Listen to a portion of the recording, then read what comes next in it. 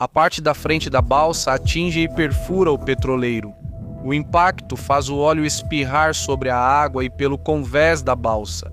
Uma bola de fogo gigantesca irrompe entre os dois navios, como um vulcão explodindo sobre a água escura.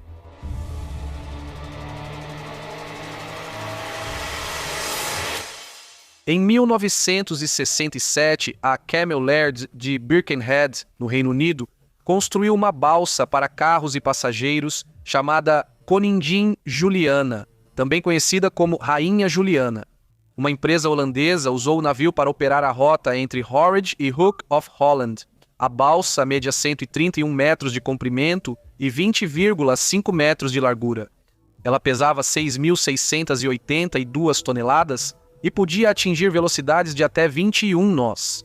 Em setembro de 1985, a balsa foi vendida para a Navarma Lines da Itália, que operava rotas entre França, Itália e suas ilhas próximas. A Navarma Lines mais tarde mudou seu nome para Moby Lines e a balsa passou a ser conhecida como Moby Prince. Ela se mudou para sua nova casa, o porto de Livorno, na Itália, onde serviu na rota regular entre Livorno e Olbia. O petroleiro Agip Abruzzo foi construído em 1976 na Italcantieri, em Trieste. Ele tinha 330 metros de comprimento, pouco mais de 50 de largura, transportava 253 mil toneladas de óleo e viajava a 16 nós.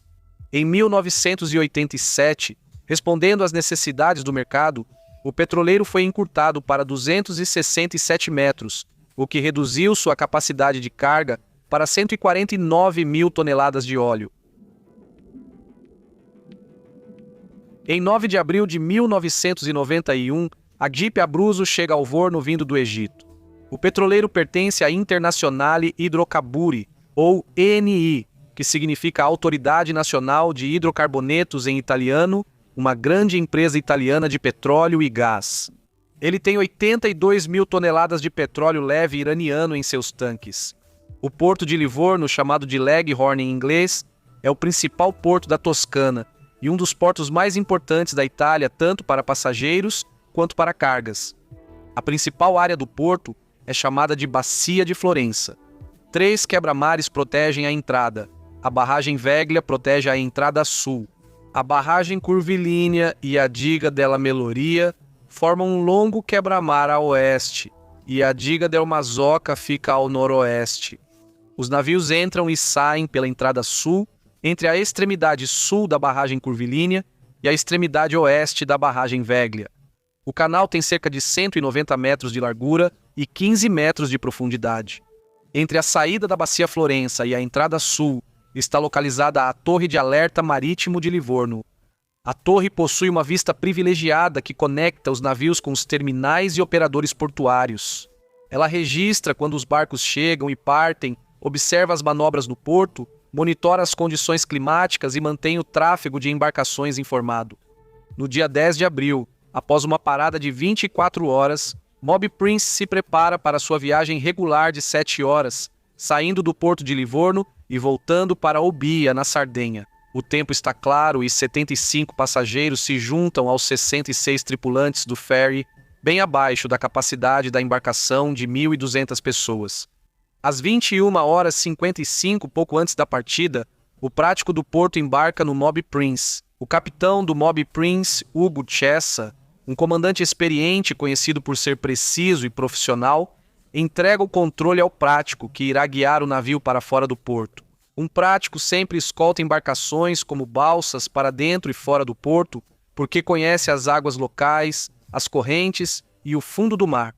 Às 10h03 da noite, as amarras da balsa são soltas e ela manobra para fora do porto. Ao sair da entrada do porto, ela passa por outra embarcação que está entrando. A torre de alerta marítimo monitora as comunicações de rádio entre as embarcações que se cruzam para garantir a segurança. A balsa segue para o sul em direção à passagem entre a represa Vegliaia e a represa Curvilínea. No lado sul da represa Vegli, fora do porto, próximo à entrada do cais, vários navios estão fundeados. Entre eles estão 2 petroleiros pertencentes à ENI, o Agip Napoli e o Agip Abruzzo. Também há 2 dos 5 navios mercantes americanos vindos do próximo Campo Derby ancorados na área, Galantou e Cape Breton.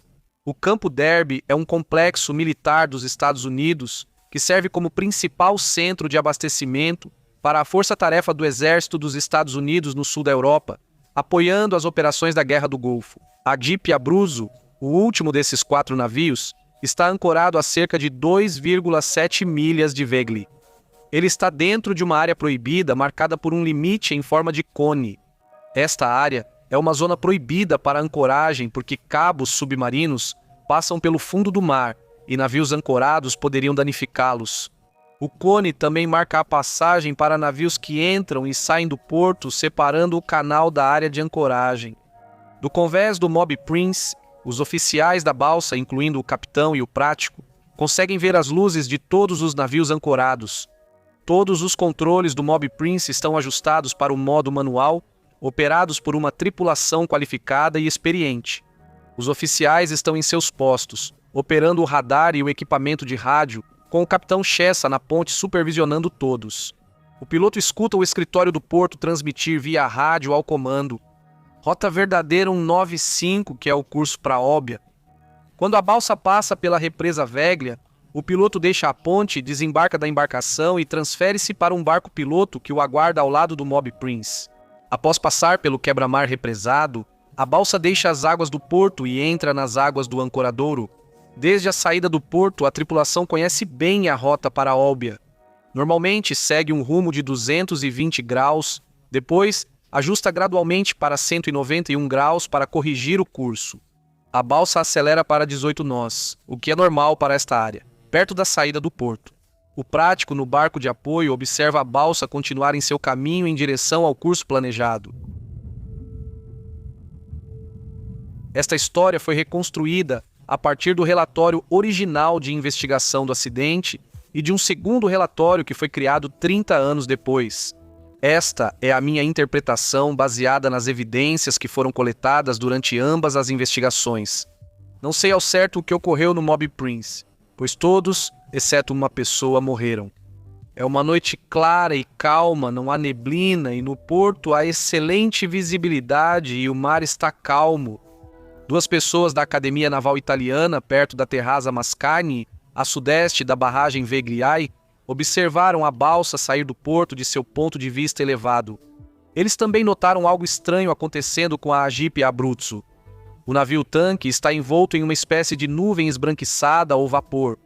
Mas eles não dão importância e voltam para dentro da academia. Na verdade, há outro navio, e o navio-tanque faz reabastecimento ilegal à noite com uma embarcação menor, talvez uma barcaça, mas ninguém identifica qual é. O tanque número 6 do Deep Abruzzo está aberto e há uma mangueira pendurada na lateral. A carga no tanque número 6 tem uma mistura de combustível com 8% de oxigênio, perigosamente próxima da faixa explosiva. O petroleiro está apontado para o sul com as luzes apagadas ou está passando por um blackout temporário. A nuvem de vapor cobre o petroleiro, então é possível que o Moby Prince tenha perdido ele de vista. Às 10h25 da noite, a terceira embarcação surge repentinamente no caminho do Moby Prince. A balsa faz uma curva acentuada à esquerda para evitar colidir com a embarcação não identificada, mas isso acaba sendo um erro fatal. O Moby Prince colide com o lado direito do Deep Abruzzo, atingindo-o em um ângulo de 70 graus. A proa da balsa atinge e perfura o tanque número 7 do petroleiro, que normalmente é usado para resíduos ou água suja de porão e lavagem, mas nesta viagem ele está cheio de óleo cru leve. O impacto rasga o tanque de óleo, derramando seu conteúdo na água ao redor e no convés da balsa. O impacto prende os 2 navios juntos. O capitão do Deep Abruzzo tenta manobrar o petroleiro para longe do Moby Prince. O Moby Prince tenta dar ré com o leme virado para a direita, mas sua proa permanece presa no petroleiro e o óleo continua a vazar do casco danificado. Enquanto os 2 navios tentam se separar, o atrito do metal provoca faíscas e incendeia o óleo que vaza do petroleiro. As chamas irrompem, engolindo o ferry e a água ao redor. De seu ponto de vista único, a torre de alerta marítimo vê o fogo explodir como um vulcão. As chamas se espalham tão violentamente e o calor é tão intenso que a tripulação do Mob Prince precisa abandonar a sala de controle imediatamente. Eles deixam o motor funcionando em potência máxima, com o leme totalmente virado para a direita em um ângulo de 30 graus. Ao deixarem seus postos, eles esperam que a balsa se solte e se afaste em espiral do petroleiro em chamas, seguindo em marcha a ré. Assim, o fogo e a fumaça na proa devem ser levados para longe do centro do navio. O caos se instala a bordo da balsa de passageiros. O fogo e a fumaça densa da proa se espalham rapidamente e consomem a maior parte do convés da frente. O ponto de reunião no convés superior do meio, onde ficam os botes salva-vidas, está perigoso demais para se alcançar. Os oficiais do navio rapidamente elaboram outro plano de emergência. Eles reúnem todos os passageiros no salão de luxo dentro do navio para esperar por ajuda. Esse salão tem paredes e portas à prova de fogo, tornando-o um abrigo alternativo mais seguro diante do desastre que acontece lá fora. Os passageiros começam a chegar, alguns com malas, outros vestindo coletes salva-vidas. A tripulação é treinada para emergências envolvendo incêndio. Alguns têm seus manuais de procedimentos de emergência nos bolsos. Eles colocam extintores de incêndio ao redor do salão para combater qualquer fogo que possa invadir o local. O operador de rádio não consegue acessar o rádio principal na sala de controle por causa do incêndio, então ele usa um transmissor portátil, tentando soar o alarme e pedir ajuda, enviando sinais de socorro repetidamente. Mayday, Mayday. Mob Prince, colidimos. Nossa embarcação está envolta em chamas. Precisamos dos bombeiros. A voz dele fica mais desesperada. Amigo, se não vier ajudar, todos nós vamos queimar. Mayday, Mayday. A tripulação e os passageiros aguardam juntos no salão de luxo, esperando que a ajuda chegue logo porque estão muito perto do porto. Lá dentro, a temperatura permanece suportável mesmo enquanto as chamas consomem a estrutura ao redor deles. A autoridade portuária ouve o pedido de socorro pelo rádio, mas ele está fraco e distorcido. O operador luta para entender o que a mensagem diz. 3 minutos depois, outra mensagem chega, desta vez do Agip Abruzzo, dizendo que foram atingidos por um navio. Eles transmitem novamente pelo rádio. 2 minutos depois disso, o operador decide que a mensagem de socorro deve ser sobre o Agip Abruzzo. Na confusão, o pedido de socorro do Mob Prince não é reconhecido. As equipes de resgate se mobilizam para ajudar o petroleiro em apuros. A autoridade portuária lidera e coordena as operações de resgate, enquanto outros órgãos como os bombeiros e a polícia desempenham papéis de apoio. 2 marinheiros de amarração respondem à emergência por conta própria, sem qualquer ordem da autoridade portuária ou de qualquer outra autoridade. Eles são os primeiros a sair do cais do porto. Às 10h30 da noite, um morador que vive à beira-mar com vista para a colisão vê o que está acontecendo de seu terraço e começa a filmar os navios em chamas. Os 2 navios ainda estão presos um ao outro. O fogo se espalhou por ambos e pelo mar entre eles. A visibilidade à noite é tão boa que até um avião da Alitalia se preparando para pousar em Pisa vê o incêndio no mar e o comunica à torre de controle. No petroleiro, alguns tripulantes olham da ponte para ver o que os atingiu. Mesmo com fogo e fumaça densa, eles distinguem a forma de um grande barco com janelas amplas, semelhante a um navio de passageiros. E então o Mob Prince se solta e os 2 navios se separam. Às 10h35 da noite, o capitão do petroleiro ainda não deu nenhuma informação aos socorristas sobre o outro navio em chamas. Primeiro, a Agip Abruzzo informa que não consegue ver nada. 1 minuto depois, o capitão informa que colidiram com um pequeno rebocador ou barcaça, não com uma grande balsa de passageiros. Às 11 da noite, um vigia em uma lancha da polícia percebe fumaça à distância e sugere ao seu comandante que sigam em direção à embarcação. Mas então eles veem 5 sinalizadores vermelhos dispararem para o céu e ouvem os sinais sonoros do Agip Abruzzo. Junto com o chamado de emergência no canal 16 do rádio, o comandante e o vigia redirecionam sua atenção para o Agip Abruzzo e o segundo navio é esquecido. Cerca de 40 minutos após a colisão, o petroleiro envia outra mensagem de rádio. Parece uma pequena barcaça que nos atingiu. Bombeiros, Agip Abruzzo. Temos petróleo leve iraniano, mas não sabemos o que a barcaça que nos atingiu tinha a bordo. Sem mencionar que a segunda embarcação também pode precisar de resgate. Mais comunicações por rádio seguem, mas não há coordenação da autoridade portuária e ninguém percebe que deveriam procurar pela segunda embarcação. A fumaça fica mais densa e se espalha. As ondas carregam óleo em chamas e uma parede de fumaça espessa em direção à entrada do porto, reduzindo a visibilidade ao redor da área do acidente. Às 11h12 da noite, um rebocador da empresa Tito Neri chega ao petroleiro e outro de seus barcos chega 8 minutos depois. Às 11h22 da noite, a lancha patrulha CP-232 da autoridade portuária chega ao local, com o comandante da autoridade portuária a bordo. Eles permanecem ancorados na água entre o Mob Prince e o Agip Abruzzo. Depois de se soltar, o Mob Prince continua andando de ré em círculo ao redor do petroleiro, com os motores ainda ligados. O fogo se espalha violentamente e as chamas atingem diferentes partes do ferry, de forma desigual, poupando algumas áreas do calor extremo. Mas ele permanece no convés superior e o movimento reverso do navio ajuda a preservar a área externa da popa e as cabines da tripulação no convés inferior. Dentro do salão de luxo à prova de fogo, mesmo estando protegidos do calor, o sistema de ar-condicionado do navio começa a circular monóxido de carbono mortal e gases tóxicos. Os passageiros e a tripulação lá dentro sufocam lentamente. O monóxido de carbono se liga à hemoglobina nas células vermelhas do sangue, privando seus corpos de oxigênio. Eles começam a sentir dores de cabeça, tontura e náusea. Alguns tentam escapar para o convés, mas são dominados pelo calor intenso que irradia do casco do navio. As pessoas que permanecem dentro morrem sufocadas.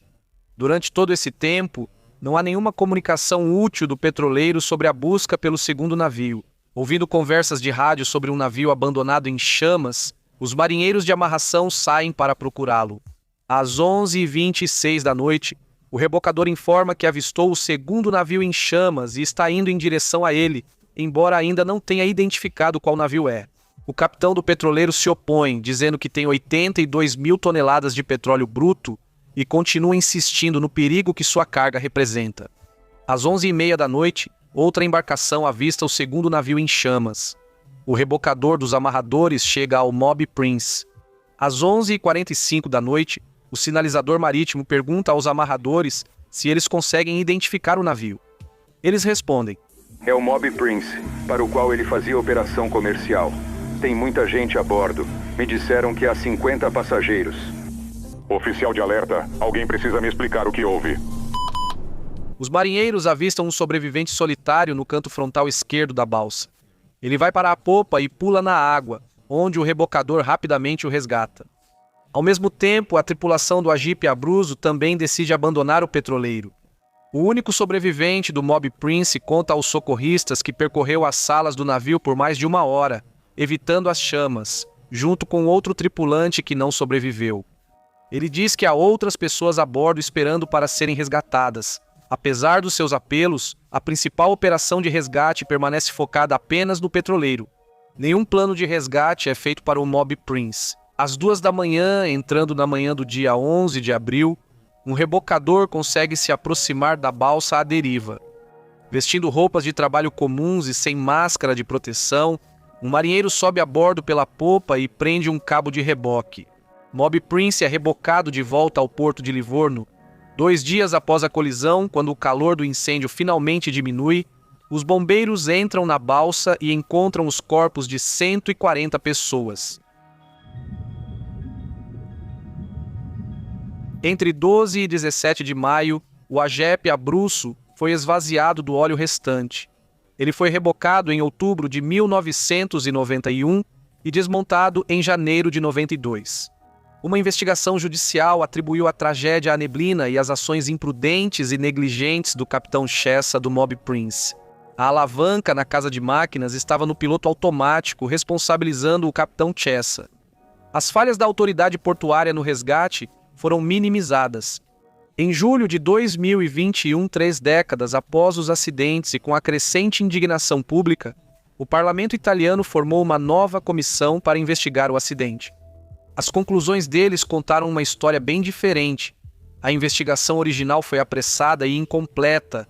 Evidências foram ignoradas ou deixadas de fora. Relatos de testemunhas, as condições reais do tempo, até mesmo imagens em vídeo dos dois navios em chamas. O Ministério Público originalmente se baseou na investigação da autoridade portuária, apesar do fato de que a própria autoridade portuária estava sendo investigada por sua resposta fracassada ao resgate.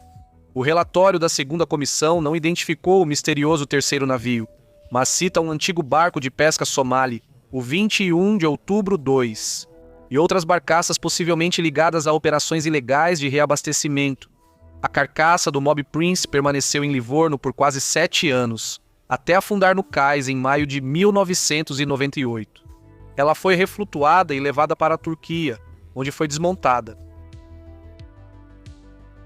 Clique no link na tela para ver mais vídeos de desastres.